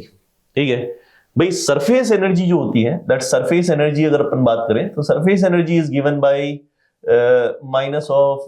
-(A1 A⁻² क्या हो जाएगा, 2/3। और इसने सरफेस एनर्जी पर न्यूक्लियन बोला है, तो अगर मैं इसमें पर न्यूक्लियन की बात करूं तो न्यूक्लियंस को डिवाइड करूंगा, तो ये जो बन जाएगा that is minus A1 A to the power कितना हो जाएगा, माइनस ऑफ 1/3 आ जाएगा, इसको ऊपर भेजेंगे तो ये स्टेटमेंट जो है दैट विल बी इनकरेक्ट। ठीक है, और the Coulomb contribution to the binding energy पर कूलाम कंट्रीब्यूशन का जो इक्वेशन होता है वो अपने को ये बोल रखा है, ये थोड़ी सी डिटेल स्टडी जो है वो आपको उस कॉन्सेप्ट को आपको पढ़ना पड़ेगा कुछ। इसका जो इक्वेशन रहता है that the Coulomb contribution will be equals to minus of A2 Z into Z minus 1 upon A to the power होती है 1/3, ये होता है कूलाम कंट्रीब्यूशन। तो ये अपने को 4/3 दे रखा है, this is also not correct. ठीक है, तो ये सही नहीं है। अगर अपन वॉल्यूम एनर्जी की बात करें, then the volume energy associated अगर अपन देखें, then the volume energy associated is given by A3 into कितना हो जाएगा A, ये बात जो है वो सही है। ठीक है, ये और वॉल्यूम भी जो होता है वो न्यूक्लियस का वो किसके प्रोपोर्शनल होता है, A के प्रोपोर्शनल होता है, तो volume energy is proportional to A3 into कितना हो जाएगा A, ये बात ठीक है। Decrease in the binding energy is proportional to the surface area, ये बात भी ठीक है कि बाइंडिंग एनर्जी में होने वाला जो डिक्रीज रहेगा that will be proportional to surface area, ये भी करेक्ट है। ठीक है, ओके। और अगर अपन यहां चलते हैं, while the estimating the surface energy it is considered that each nucleon interacts with the 12 nucleons। ठीक है, तो अपन estimation of the surface energy की बात करें तो जहां पर A1 A2 A3 are constant अपने को बोला हुआ है, जिसमें एक रेडियस का होता है, एक अपने पास जो रहेगा that will B of the surface area and one will be of the volume. केवल 3 इंटरेक्शन ही अपन कंसिडर करते हैं, अपन 12 न्यूक्लियन इंटरेक्शन कंसिडर नहीं करते हैं, तो ये जो ई स्टेटमेंट जो होगा वो अपने पास क्या हो जाएगा, इनकरेक्ट हो जाएगा। तो गिवन बाइंडिंग एनर्जी डिस्कशन के लिए अगर अपन बात करें, सरफेस एनर्जी की बात करते हैं अगर अपन, तो that will be here only statement C and D are correct. Most appropriate answer जो है वो होंगे हमारे पास कौन, C एंड D ओनली। ठीक है, तो this will be the result. इसकी डिटेल स्टडी वो ऑब्वियसली अपन सारा भी यहाँ पर इंक्लूड नहीं कर सकते, अपने को पेपर डिस्कशन करना है, तो this will be the result 19 का सेकेंड आंसर रहेगा। चलते हैं अपन अगले क्वेश्चन पर, question number 20। A proton and an electron will have the same de Broglie wavelength, when ratio of their momentum, ratio of momentum की बात करें तो de Broglie wavelength lambda is equals to क्या होगा, h upon p। h constant है, same de Broglie wavelength चाहिए तो momentum भी क्या होने चाहिए, दोनों के सेम होने चाहिए। ये तो एकदम स्टैंडर्ड क्वेश्चन है, अगर डी ब्रोगली वेवलेंथ सेम चाहिए तो फिर मोमेंटम भी क्या चाहिएगा, सेम, यानी कि momentum of proton raise to momentum of electron का जो रेशियो रहेगा वो कितना हो जाएगा, 1:1 हो जाएगा, 1:1। 20th का आंसर नंबर आ जाएगा अपना कितना, 4। ठीक है, चलते हैं अपन अगले क्वेश्चन पर, क्वेश्चन नंबर 21 ये बोलता है a metallic surface is illuminated by the radiation of wavelength lambda.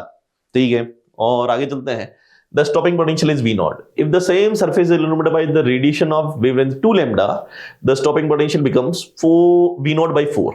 The threshold wavelength of this metallic surface will be. ठीक है, तो अपने को क्या करना है अभी, अगर बात करें इक्वेशन की चलते हैं, तो इक्वेशन E इक्वल्स टू क्या हो जाएगा तुम्हारे पास, φ0 प्लस क्या हो जाएगा, Km। वेवलेंथ की टर्म में अगर मैं इसको लिखना चाहता हूं तो ये हो जाता है hc बाई क्या हो जाएगा, lambda, that is equals to hc by क्या हो जाएगा, लैम्डा नॉट, प्लस ये हो जाएगा मेरे पास E इंटू कितना हो जाएगा, Vs। ठीक है, तो अगर अपन अब इक्वेशन लिखे यहां पर तो अपने को थ्रेशोल्ड वेवलेंथ पता करनी है और वो लैम्डा की टर्म में पता करना है। ठीक है, तो लैम्डा की टर्म में अगर अपन यहाँ इसको एक्सप्रेस करना चाहते हैं तो देखो इक्वेशन को क्या करते हैं, एडजस्ट करते हैं। देखो पहली बार में अपन क्या कर रहे हैं, the metallic surface is illuminated bye radiation of wavelength lambda, ये है hc by lambda, and stopping potential is V0। Stopping potential इसको कर दिया इसने कितना, V0, ये हो गया hc बाय लैम्डा नॉट। ठीक है, ये तो इक्वेशन नंबर 1 हो गई। दूसरी इक्वेशन की बात करें, when the radiation of wavelength 2 lambda falls, तो अब अपने पास hc अपॉन क्या हो जाएगा, 2 lambda, that is equals to this is hc upon क्या हो जाएगा, लैम्डा नॉट, प्लस ये हो जाएगा E, और अब स्टॉपिंग पोटेंशियल जो बन गया है वो कितना हो गया है, V0 बाई कितना हो जाएगा, 4। दिस इज इक्वेशन नंबर कितना हो जाएगा, 2। ठीक है, तो अपने को थ्रेशोल्ड वेवलेंथ जो है वो कैलकुलेट करना है। देखो अब आपको आंसर देखना पड़ेगा, आंसर जो है वो अपने को किसकी टर्म में दे रखा है, लैम्डा की टर्म में दे रखा है, यानी कि आपको यहां से स्टॉपिंग पोटेंशियल को जो है वो क्या करना पड़ेगा, रिमूव करना पड़ेगा। स्टॉपिंग पोटेंशियल रिमूव करने की अगर अपन बात करें तो अपन EV0 की वैल्यू रखेंगे। तो इक्वेशन लिखेंगे बाय 1 and 2 अगर अपन बात करते हैं तो देखो क्या है, this is hc upon 2 lambda that is equals to hc upon क्या हो जाएगा लैम्डा नॉट, ये दूसरी बात, प्लस दिस इज 1/4, ठीक है 1/4।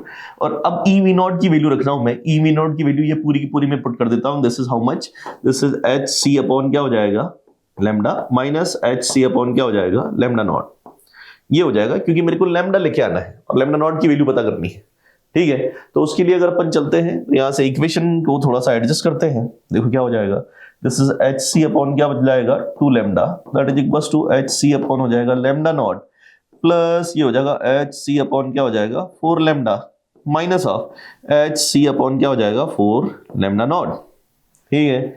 तो यहां से इसको उधर शिफ्ट कर देता हूं, तो hc upon 2 lambda minus hc upon 4 lambda, इसको उधर शिफ्ट करूंगा तो वहां बच जाएगा hc अपॉन क्या आ जाएगा 4 lambda that is equals to, इधर बन जाएगा मेरे पास hc upon lambda naught minus hc upon 4 lambda naught, तो ये बन जाएगा 3/4 1 माइनस 1/4 hc अपॉन क्या हो जाएगा लैम्डा नॉट हो जाएगा, ठीक है। तो hc से hc कैंसिल, वो तो अपन देख ही रहे हैं, और यहाँ पर भी अगर अपन बात करें तो 4 से ये 4 कैंसिल, और लैम्डा नॉट की बात अगर मैं करूं देन इसको उधर शिफ्ट कर देता हूं, then lambda naught will be equals to, cross multiplication में चलेंगे तो कितना आ जाएगा 3 lambda, then lambda naught will be equals to 3 lambda.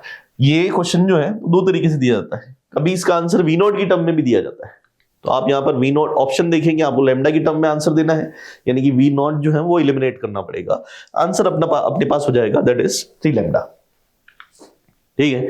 चलाते हैं अगले क्वेश्चन पर, question number 22। The kinetic energy of electron, alpha particle and proton is given as 4k, 2k and k respectively. Then the de Broglie wavelength associated with the electron, alpha particle and proton. ठीक है, सबसे पहले तो अपने पास electron है, तो kinetic energy की term में फॉर्मूला जो चलता है डी ब्रोगली वेवलेंथ के लिए वो चलता है h upon under root of 2m, ये हो जाएगा अपने पास कितना हो जाएगा k, ठीक है। लैम्डा इलेक्ट्रॉन की बात करें तो एक तो हो जाएगा मेरे पास h upon under root of 2 mass of electron into हो जाएगा इसकी जो एनर्जी है, इलेक्ट्रॉन की एनर्जी कितनी दे रखी है 4k दे रखी है, दिस इज 4k, ठीक है। लैम्डा अल्फा की अगर मैं बात करूं तो लैम्डा अल्फा, एक तो मास ऑफ इलेक्ट्रॉन तो वैसे ही बहुत कम होता है, वैसे ही बहुत कम है, तो उस टाइम लैम्डा इलेक्ट्रॉन तो सबसे ज्यादा हो जाएगा, तो lambda electron will be greatest, ठीक है। अल्फा की बात करते हैं तो h upon under root of ये हो जाएगा मेरे पास 2m mass of alpha which is 4 times of mass of proton हो जाएगा, और इसकी एनर्जी जो दे रखी है तुमको कितनी दे रखी है 2k दे रखी है, अल्फा पार्टिकल गिवन इतना, ठीक है। तो ये हो जाएगा तुम्हारे पास कौन 2k, और प्रोटॉन के लिए चलते हैं, then proton will be equals to h upon under root of क्या हो जाएगा तुम्हारे पास 2 mass of proton is m, और उसकी काइनेटिक एनर्जी तुमको दे रखी है कितनी k, तो ये हो जाएगा हमारे पास 2mk।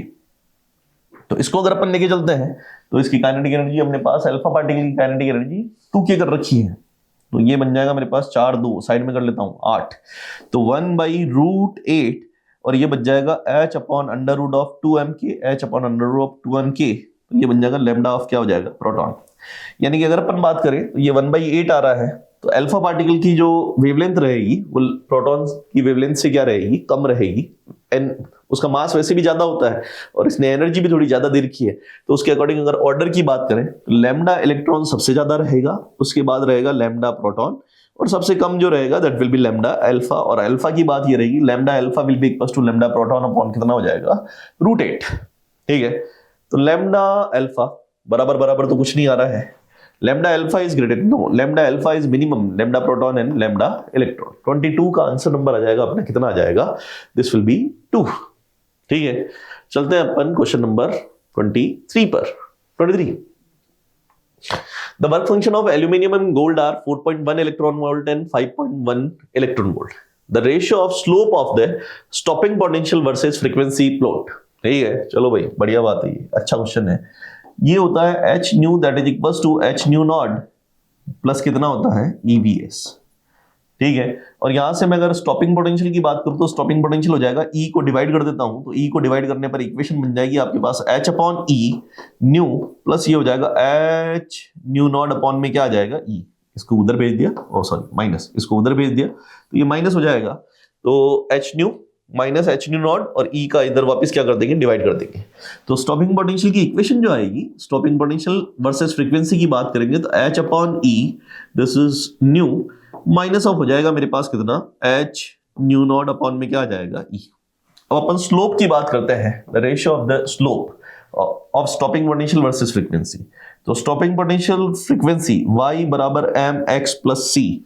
तो स्लोप अगर देखेंगे, slope will be equal to, ये कितना रहेगा, h अपॉन ई रहेगा, और h अपॉन ई तो ये भी कांस्टेंट और ये भी कांस्टेंट है, तो ये मटेरियल पर डिपेंड नहीं करता है। इंटरसेक्शन जो रहेगा, intersection on the axis will depend on the material, but slope जो रहेगा ग्राफ का वो मटेरियल पर डिपेंड नहीं करेगा। इसका रिजल्ट आएगा h अपॉन ई, और रेशियो जो रह जाएगा वो h upon E upon h upon E 1:1 हो जाएगा, गोल्ड टू एल्यूमिनियम 1:1। 23 का आंसर नंबर हो जाएगा अपना कितना, 3, 1:1। चलते हैं अपन क्वेश्चन नंबर आगे 24 पर। Question number 24, the de Broglie wavelength of A molecule in a gas at room temperature at 300 Kelvin is lambda 1. If the temperature of the gas is increased to 600 Kelvin, then the de Broglie wavelength of the same gas molecule will become.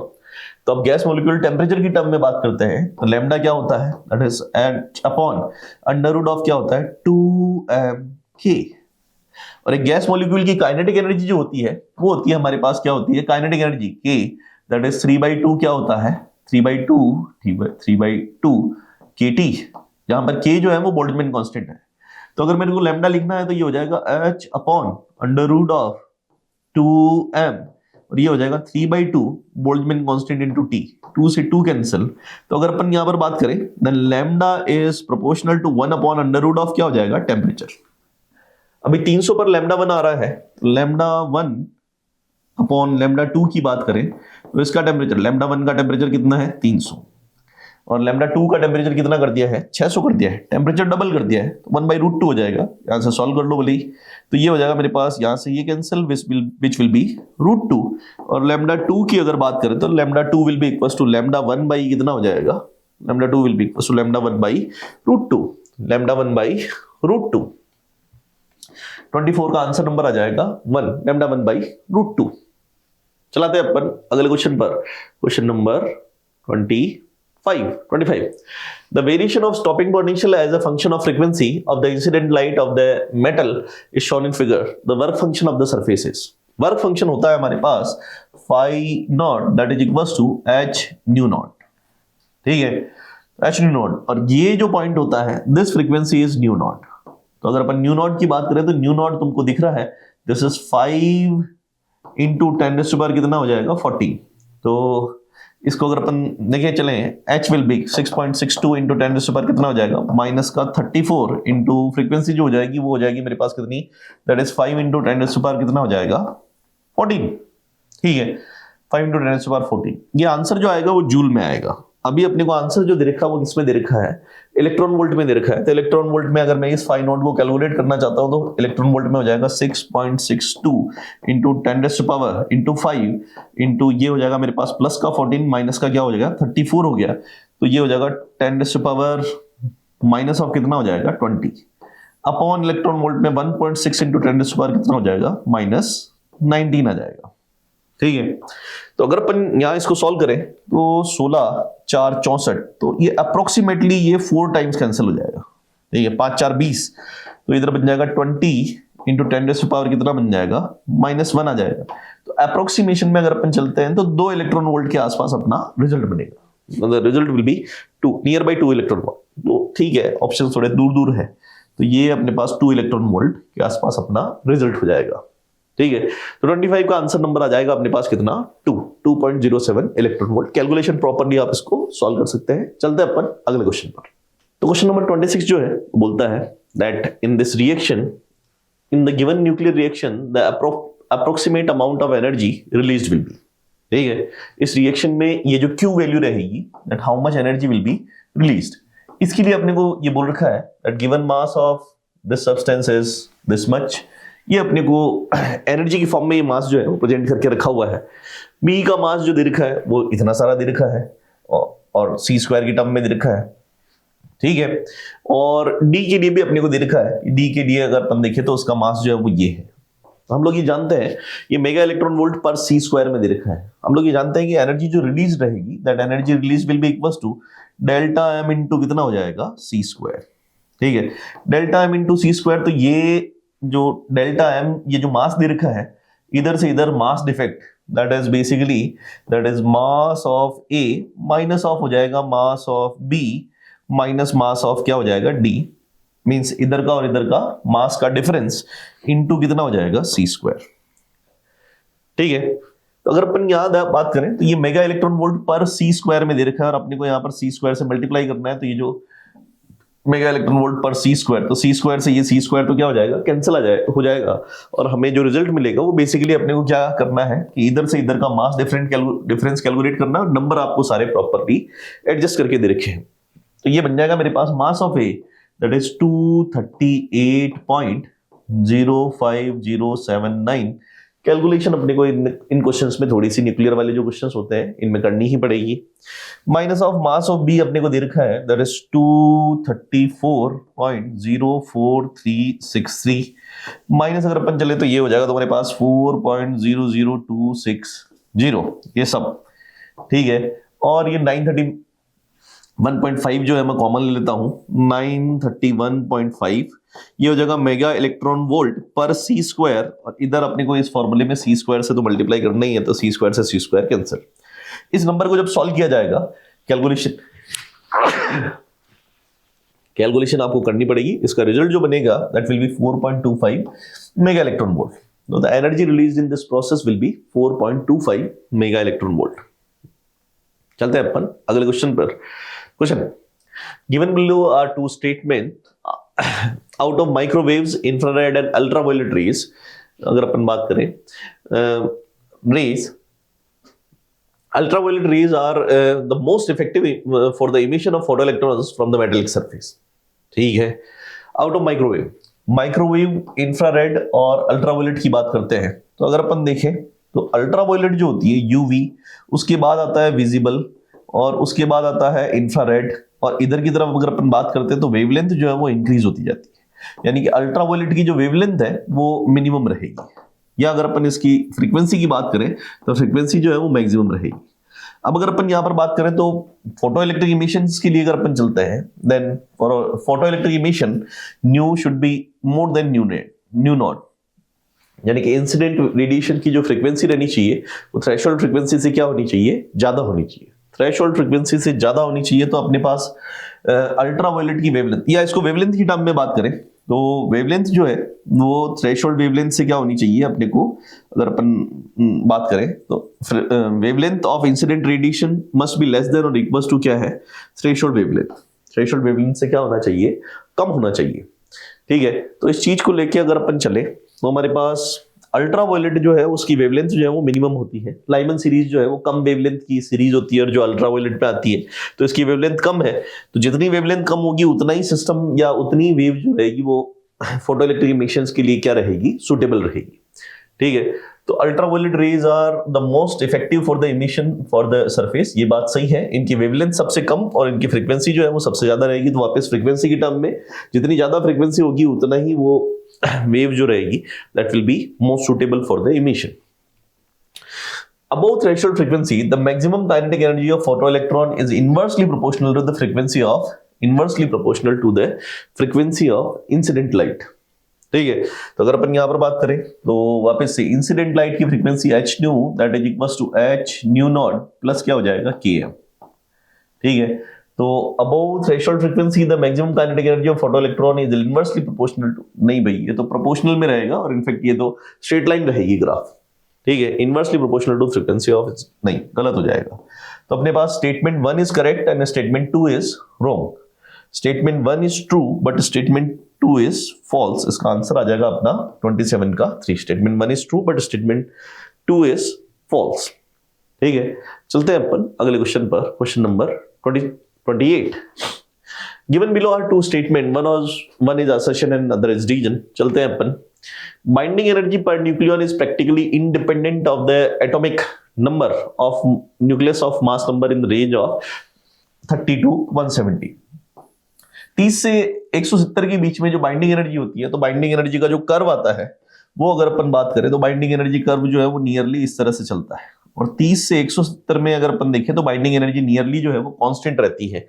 Binding energy per nucleon practically independent of the atomic number from 30 to 170, ये assertion जो है वो correct है। उसका reason है nuclear forces are short range, nuclear forces are short range, ये भी अपन जानते हैं, ठीक है। और न्यूक्लियर फोर्स शॉर्ट रेंज होने की वजह से अभी ये जो रेंज रहती है इसमें न्यूक्लियर फोर्स का प्रॉपर न्यूक्लियस पर कंट्रोल रहेगा। जैसे जैसे न्यूक्लियस की साइज बढ़ती जाएगी वैसे वैसे बाइंडिंग एनर्जी पर न्यूक्लियन जो है, जब बाइंडिंग एनर्जी पर न्यूक्लियन वापस से कम होने लग जाएगी और उसकी वजह से न्यूक्लियस की स्टेबिलिटी जो है वो क्या होती जाएगी, कम होती जाएगी, जिसकी वजह से 170 से ऊपर वाले मटेरियल्स जो है वो रेडियो एक्टिविटी शो करते हैं। पर यहां पर बाइंडिंग एनर्जी जो है वो सुटेबल इसलिए है क्योंकि ये न्यूक्लियर फोर्सेस की रेंज में है। ये जो 30 to 170 मास नंबर जो है वो न्यूक्लियर फोर्स की रेंज में है, और उस वजह से बाइंडिंग एनर्जी जो रहेगी वो क्या रहेगी, पर न्यूक्लियन जो है नियरली इंडिपेंडेंट रहेगी।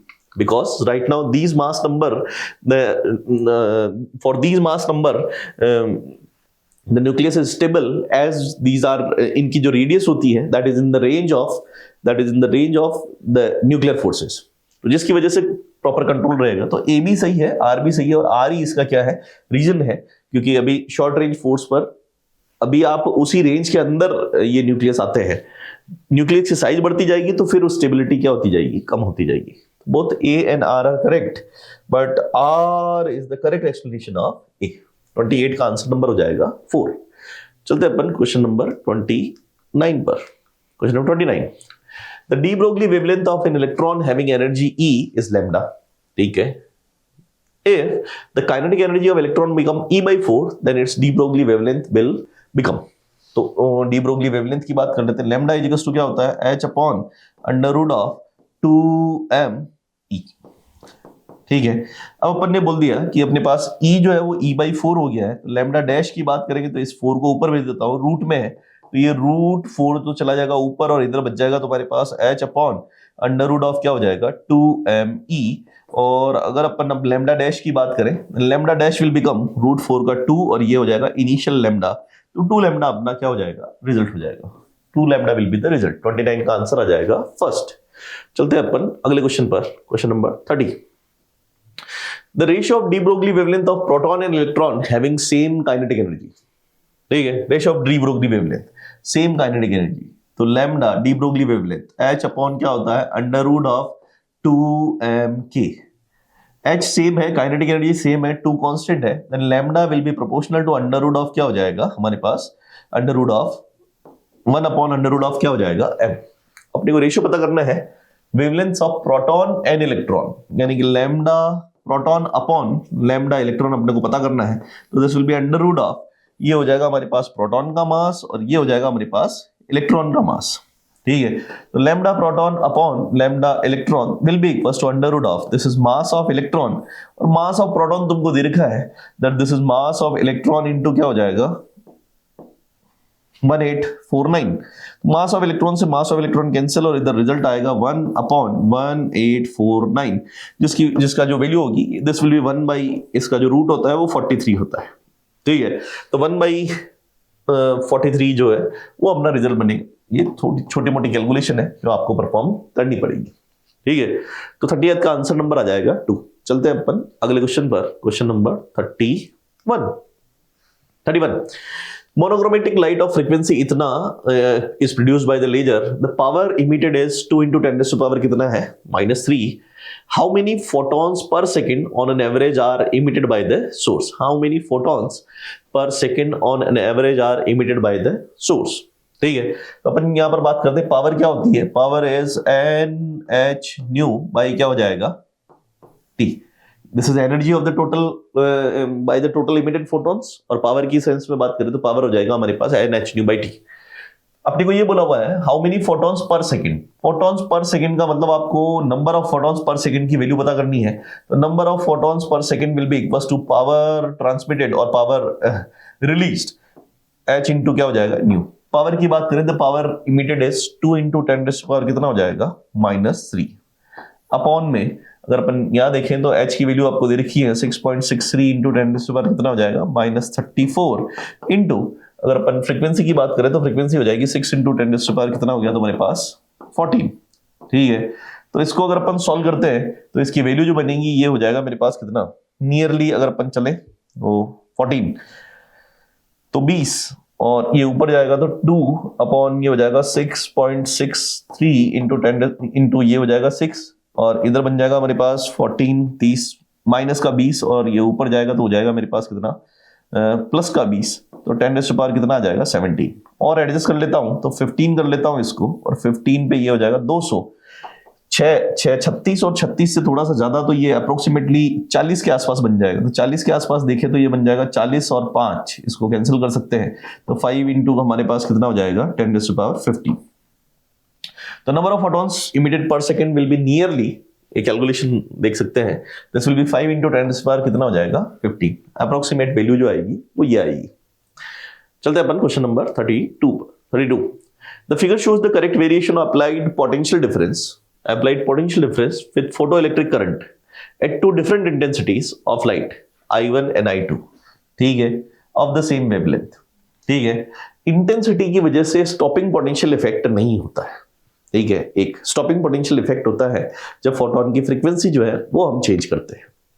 ठीक है, तो यहां पर अगर अपन देखें तो इधर हर केस में स्टॉपिंग पोटेंशियल को क्या कर रखा है, चेंज कर रखा है। ठीक है, इंटेंसिटी की वजह से स्टॉपिंग पोटेंशियल चेंज नहीं होगा, तो स्टॉपिंग पोटेंशियल चेंज नहीं हो रहा है, और जो इंटेंसिटी ज्यादा रहेगी उसकी सैचुरेशन करंट जो है वो क्या रहेगी, ज्यादा रहेगी। तो ये इंटेंसिटी अपने पास I1 है, ये इंटेंसिटी I2 है, और I2 इसने ज्यादा बोल रखी, तो I2 की सैचुरेशन करंट जो है वो क्या रहेगी, ज्यादा रहेगी। तो this will be the result. अपने पास 32 का आंसर नंबर क्या आ जाएगा, 4 आ जाएगा, 32 का 4। चलते हैं अपन क्वेश्चन नंबर 33 पर। 33, a proton and an electron have the same de Broglie wavelength.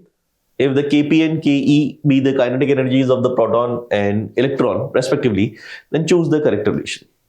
तो उन दोनों की सेम de Broglie wavelength है, यानी कि lambda proton that is equals to proton and electron having same de Broglie wavelength, lambda electron, kinetic energies of proton and electron respectively, then choose the correct statement। तो चला देते हैं h upon under root of 2 mass of proton और kinetic energy of क्या हो जाएगा, proton, that is equals to h upon ये हो जाएगा मेरे पास under root of क्या हो जाएगा 2 mass of electron and kinetic energy of क्या हो जाएगा, electron।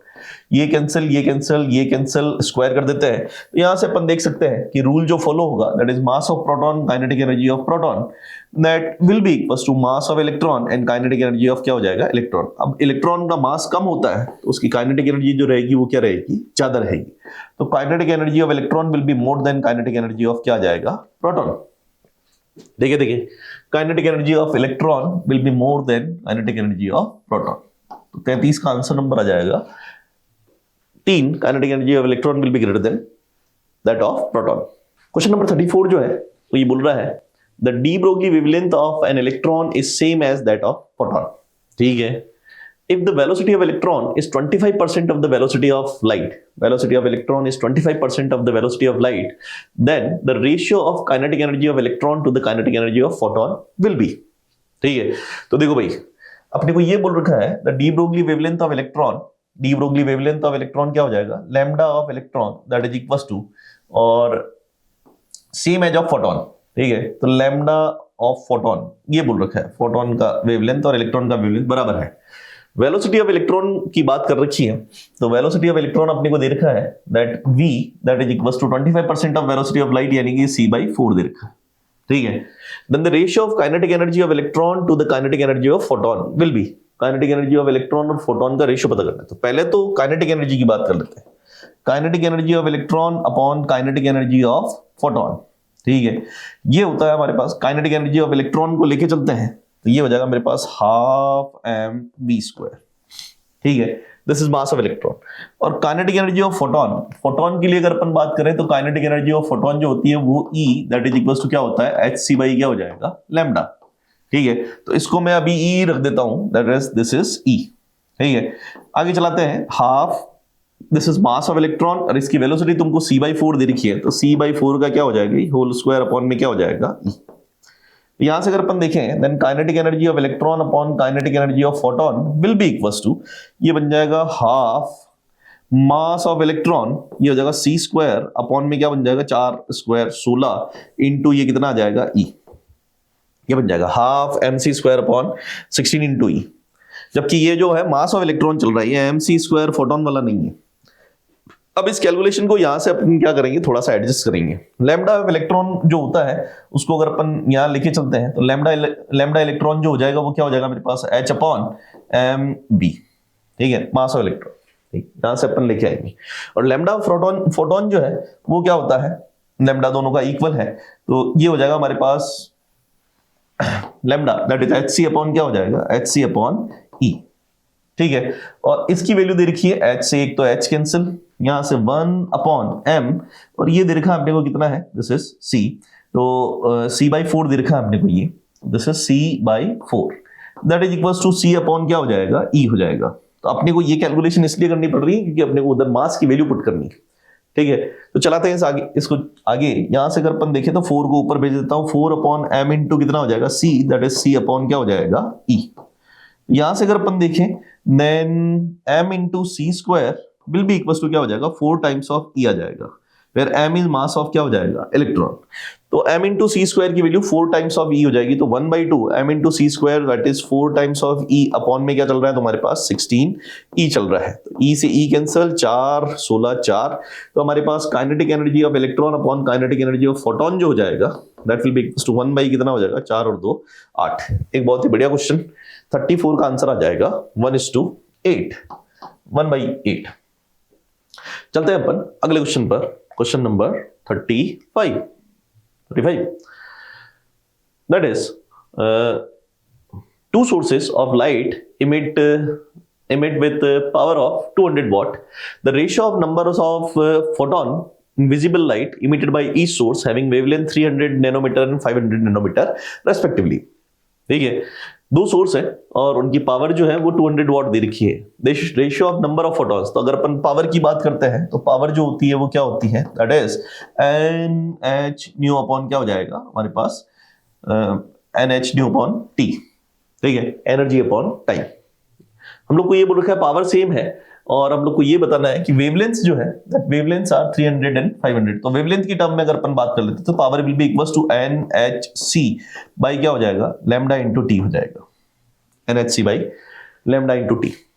अब पावर इक्वल है, पावर कांस्टेंट, ठीक है, एच कांस्टेंट सी कांस्टेंट, और फॉर द सेम टाइम अगर अपन बात करें then for the same time अगर अपन देखें तो number of photons for the same power constant, तो number of photons will be proportional to क्या हो जाएगा लैम्डा। अपने को बताना है that the ratio of number of photons of visible light emitted by each source, तो number of photons of 1 upon number of photons of 2 will be equals to lambda 1 upon क्या हो जाएगा lambda 2, जो बन जाएगा 300 बटा क्या हो जाएगा 500, और रेशियो आ जाएगा हमारे पास कितना 3/5, 3/5 will be result। 35 का आंसर आएगा 3/5। चलाते हैं अपन अगले क्वेश्चन पर 36। The work function of substance is 3 electron volt. The longest wavelength that can cause the emission of photoelectrons from the substance is approximately, ठीक है। The work function of the substance अगर अपन बात करें तो यहां से E जो होता है वो क्या होता है, that is 12400 12400 upon lambda put करना है अपने को एंगस्ट्रॉम में, रिजल्ट आएगा इलेक्ट्रॉन वोल्ट में। उसी चीज को अगर अपन एडजस्ट करें तो हमारे पास lambda in angstrom will be equals to ये हो जाएगा मेरे पास 12400 अपॉन एनर्जी जो पुट करनी है that is an electron volt. तो पुट कर देते हैं, ये हो जाएगा 12400 अपॉन ई, इलेक्ट्रॉन वोल्ट में एनर्जी जो हो रही है द वर्क फंक्शन एनर्जी अपने को ये दे रखी है, ठीक है। तो this is 5 not, 3 electron volt आ गया। तो लैम्डा अगर अपन बात करें दैट इज लैम्डा नॉट हो जाएगा, या अगर अपन वर्क फंक्शन की टर्म में लैम्डा नॉट की बात करें then lambda naught will be equals to 12400 upon 5 naught, this is in electron volt. Answer आएगा आपका किसमें एंगस्ट्रॉम में, ठीक है। तो 12400 बटा 3 को अगर अपन सॉल्व करते हैं तो ये बन जाएगा अपने पास अप्रोक्सीमेटली 3 4, इसको अगर अपन लेके चलते हैं तो 4 1 और 100 जो है वो अप्रोक्सीमेटली कुछ 3 आएगा हमारे पास, और 3 अप्रोक्सीमेटली ये वैल्यू आएगी एंगस्ट्रॉम में, ठीक है। तो नैनोमीटर की अगर अपन बात करें then lambda naught will be equals to 413.3 nm आ जाएगा। तो अप्रोक्सीमेशन में अगर अपन वैल्यूज को सॉल्व करते हैं तो दिस विल बी 433 14 और 13 नैनोमीटर आ जाएगा ये, इसकी वैल्यू अगर सॉल्व की जाएगी तो आप इसको अप्रोक्सीमेशन में 413 414 के आसपास, ठीक है, 36 का आंसर आ जाएगा। 1 डिवाइड करना है, कैलकुलेशन है जो अपन देखते हैं। चलते हैं अपन क्वेश्चन नंबर 37 पर। Ultraviolet light of 4.13 electron volt incident of photosensitive metal surface having work function of 3.13 electron volt. The maximum kinetic energy of electron emitted will be equals to, अपन चलते हैं तो E इक्वल्स टू होता है हमारे पास क्या, phi naught plus क्या होता है Km।